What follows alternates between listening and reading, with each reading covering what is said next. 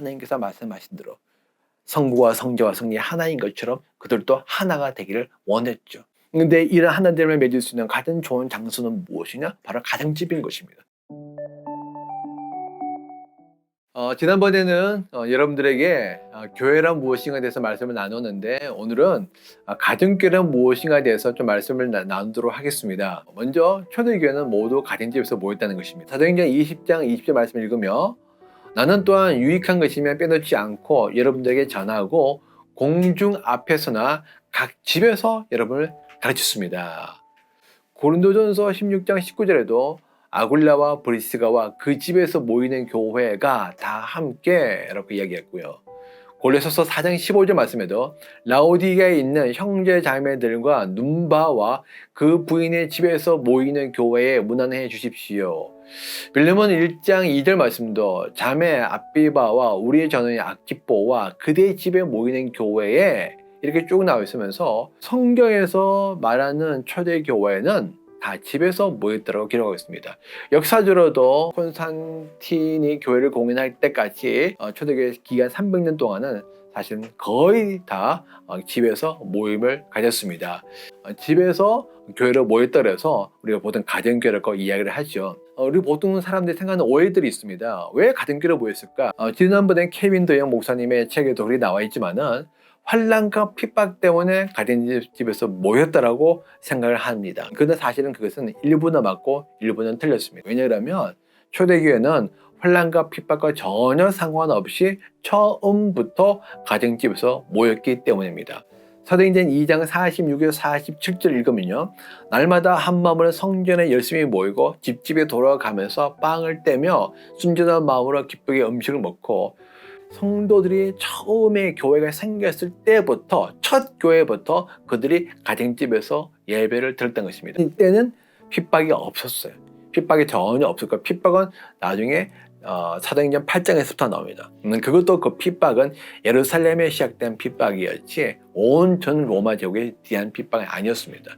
예루살렘부터 시작된 핍박이 유대인들에게 가해졌죠. 그러고 난 다음에 유대인들이 흩어져서 이방인들에게 복음을 전하고, 또 사도 바울을 중심해서 많은 사도들이 돌아다니면서 여러 지역에 교회를 개척하고, 그리고 이방의 성도들이 나오게 되어집니다. 그리고 난 다음에 나중에 네로 때에 로마 제국에 이제 환난과 핍박이 시작되게 되는데, 네로가 들어서기 이전부터 이방 지역에 세워졌던 교회들도 다 가정교회로, 가정에서 예배를 드렸다는 것입니다. 환난과 핍박 때문에 교회가 가정에서 모였다는 것은 사실은 반은 맞고 반은 틀린 거예요. 반은 맞는 이유는 뭐냐? 나중에 환난과 핍박 때문에 그들이 더욱더 가정에서 모였던 것은 사실이었죠. 왜? 우리가 공개된 장소에서 예배를 드린 것은 그들이 곧 죽음의 길로 가는 거거든요. 그래서 그들은 은밀하게 예배를 드려야 됐고, 은밀하게 예배를 드리기 위해서 그들이 사용했던 공간이 바로 가정집이었습니다. 중요한 것은 성도들이 성전에서 모여서 예배를 드리지 않았다는 거죠. 왜 성전에서 예배를 드리지 않았는가? 여러분, 성전은요, 제사를 드리기 위한 장소이지 예배를 드리기 위한 장소는 아니에요. 구약에서는 성전에서 제사를 드리면서 하나님을 섬겼습니다. 그러나 신약에서는 더 이상 제사를 드리지 않습니다. 예수님이 직접 모든 제사를 다 드리셨기 때문에 더 이상 우리가 제사를 드릴 필요 없게 되어진 거죠. 이제 성도들은 예배를 드리게 되어졌습니다. 근데 그 예배는 구약의 제사와는 완전히 다릅니다. 성도들이 서로 둘러 앉아서 얼굴을 마주보며 하나님께서 주시는 은혜에 감사하며 하나님을 찬양하며 함께 기도하며 함께 서로 말씀을 나누며, 그리고 함께 밥을 먹습니다. 함께 오랜 시간 앉아서 교제를 나눕니다. 서로 영적인 사귐을 갖는 거죠. 아픈 자들이 오면 아픈 자로서 기도해주고, 그들이 피곤하고 누워있기도 합니다. 이것이 바로 예배의 모습이었어요. 이런 예배는 사실은 성전에서 드릴 수가 없습니다. 이런 예배 장소에서 가장 적합한 장소는 바로 무엇이냐? 바로 가정집이었어요. 그래서 그들은 가정집에서 예배를 드렸던 겁니다. 사실 그렇게 가정집에서 예배를 드리는 모습이 유대인들에게도 그랬고, 그 다음에 이방인들을 보게 됐고 매우 이상한 모습이었습니다. 왜냐하면 그 당시 사람들에게 있어서 성전에서 예배를 드리지 않은 것은 도저히 상상을 할 수 없었거든요. 그 당시는 무신론자가 없었어요. 다 어떤 신을 다 믿고 있었는데, 그들이 신을 믿고 섬길 때는 반드시 신이 거한다는 어떤 특별한 장소, 왜? 신은 특별한 존재고 거룩한 존재이기 때문에 우리와는 구별되는 존재니까 그들이 이 땅에 거할 수 있는 특별한 장소가 필요하다. 그래서 그 장소를 우리가 신전 또는 성전으로 부르죠.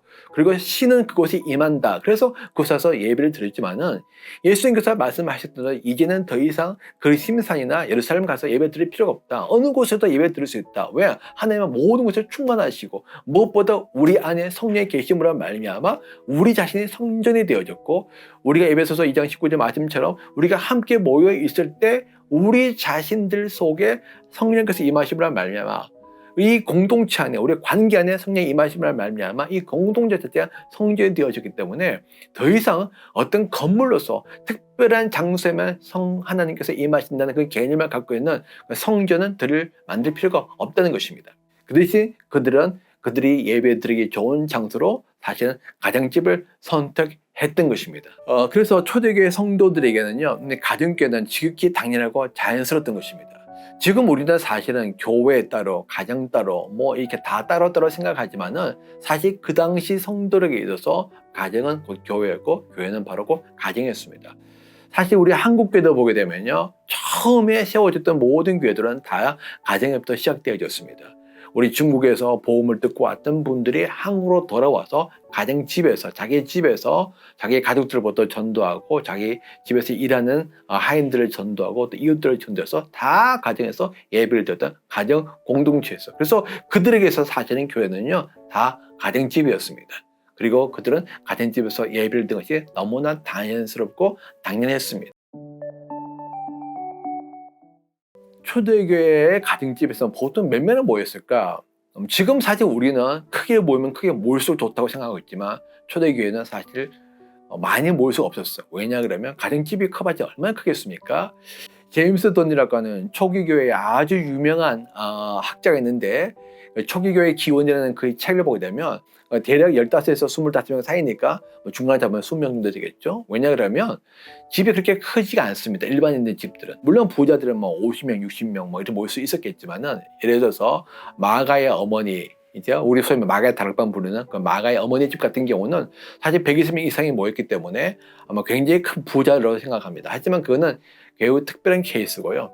일반적인 경우는 한 20여 명 정도 모여서 예배를 드렸을 것이다. 초대교회가 작은 가정집에서 모인 중요한 이유는 그들이 드리는 예배에 적합한 장소가 바로 가정집이었기 때문에 그렇습니다. 이 제사를 드리지 않기 때문에 건물에서 성전 필요 없게 되어졌습니다. 그리고 가정집이 오히려 예배 드리기 더 좋았습니다. 그렇지만 더 중요한 목적이 있는데, 그것은 뭐냐면 그 정도 작은 숫자가 모여서 교제를 나눔으로 말미암아 그들이 하나님 안에서 하나됨을 이루려고 한 것입니다. 요한복음 17장 23절 말씀에 보면 내가 그들 안에 있고 아버지께서 내 안에 계신 것은 그들이 완전히 하나가 되려는 것입니다. 요한복음 17장 11절과 21절도 이렇게 나왔죠. 남은 아버지께로 갑니다. 거룩하신 아버지, 아버지께서 내게 주신 아버지의 이름으로 그들을 지켜주셔서 우리가 하나인 것 같이 그들도 하나가 되게 하여 주십시오. 아버지께서 내 안에 계시고 내가 아버지 안에 있는 것과 같이 그들도 하나가 되어서 우리 안에 있게 하여 주십시오. 그래서 아버지께서 나를 보내셨다는 것을 세상이 믿게 하여 주십시오. 그래서 요한복음 17장 23절에 내가 그들 안에 있고 아버지께서 내 안에 계신 것은 그들이 완전히 하나가 되려 하려는 것입니다. 여기 말씀의 핵심은 무엇이냐? 하나됨입니다. 성부와 성자와 성령이 하나이듯이 저들도 하나가 되게 하여 주십시오. 이 하나됨이야말로 사실은 하나님께서 우리에게 원하시는 것이죠. 그런데 이 하나됨은 그냥 이루어지지 않습니다. 하나됨은 완전한 사랑의 관계로만 이루어집니다. 서로 깊이 사랑하고 서로 인정하고 서로 존중하며 서로 이해하며 서로 피를 채워주며 서로 기뻐하며 서로 좋아하며 서로 가까이하며 서로 삶을 공유하며 서로 받아들일 때, 그렇죠? 이런 관계를 통해서 사실은 하나가 되어지는 거죠. 이런 관계를 맺기 위해서 초기교회는 유기적 관계라는 유기적 공동체라는 공동체를 이루었습니다. 그리고 왜 가정교회에 모이냐? 바로 이 하나됨을 위해서 모였다는 것입니다. 하나님은 성도들이 하나가 되기를 원했습니다. 하나님의 꿈은, 예수님의 꿈은 교회가 하나가 되는 것입니다. 교회가 큰 교회가 되는 것이 아니라 그거는 우리의 생각이고요. 그거는 우리의 욕심이고, 하나님의 뜻은 큰 교회가 아니고 하나님의 뜻은 성도들이 하나가 되는 공동체. 그것이 바로 하나님의 뜻이고 예수님의 뜻입니다. 그런데 이 뜻을 이루기 위해서는 성도들이 사랑의 관계, 유기적 관계를 맺어야 되는 것입니다. 그런데 사람들이 많아지면 사실 그것이 매우 힘들어집니다. 20명, 30명, 40명이 되어지면 그 안에서 반드시 사람들이 나눠지고 분리가 되어지고 소외되는 사람들이 나올 수밖에 없어요. 그래서 사람들은 하나됨을 이루기 위해서 의도적으로 작은 공동체로 모였습니다. 세 번째 중요한 거는요, 가정교회라고 해서 꼭 집에서 모일 필요는 없다는 것입니다. 에클레시아는 공동체입니다. 그렇죠? 장소도 중요하지만 더 중요한 거는 공동체입니다. 공동체가 더 중요한 것입니다. 장소는 우리가 필요에 따라서 이 장소, 집에서, 사무실에서, 카페에서, 아니면 다른 장소에서, 아니면 바깥 야외에서 얼마든지 모일 수 있습니다. 중요한 거는 작은 공동체로 모이는 것이죠. 서로 긴밀하게 연결되어 있고 하나님의 가족됨을 누리고 한 아버지이신 하나님을 섬기는 공동체, 그리고 주님 안에서 하나가 되는 공동체, 그것이 바로 하나님이 기뻐하시는 가정교회입니다. 하나님께서 이제 이 모든 상황을 이용해서 이런 새로운 공동체를 하나님께서 다시 회복하고 계신다고 믿습니다. 그렇다면 여러분들 이제 성령의 음성을 듣고 이제 새로운 믿음의 여정을 갈 수 있으면 좋겠습니다. 그것은 바로 하나님이 기뻐하시는 그 초대교회의 모습, 우리가 구호로 외쳤던 그 초대교회로 돌아가서 정말 다시 한번 이 땅에 하나님의 가족됨을 누리는 그런 공동체로 모이는 것입니다. 잠깐 기도하겠습니다. 하나님, 은혜 베푸셔서 우리에게 이 가정교회가 무엇인지 알려주심을 감사드립니다. 하나님, 가정에서 모였던 그 작은 공동체는 하나님의 가족됨을 기뻐했고 하나님의 자녀됨을 감사했고 서로 사랑을 사귐을 가지면서 유기적 관계를 통해서 하나됨을 이루었던 단 한 명도 소외되지 않고 모두가 다 주님 안에서 하나가 되어졌던 그런 공동체였습니다. 하나님, 그런 가족 공동체가 이 땅 위에 다시 한번 회복되기를 원합니다. 성령께서 그 일을 이루고 계시고 그 일을 하나님께서 인도하고 계시오니 하나님, 우리가 그 주님의 뜻을 잘 알아서 기쁨으로 따라갈 수 있도록, 하나님, 그래서 이 땅에 참으로 주님이 기뻐하셨던 아름다운 공동체들이 많이 세워질 수 있도록 성령님 역사하여 주옵소서. 예수님 이름으로 감사하며 기도합니다. 아멘.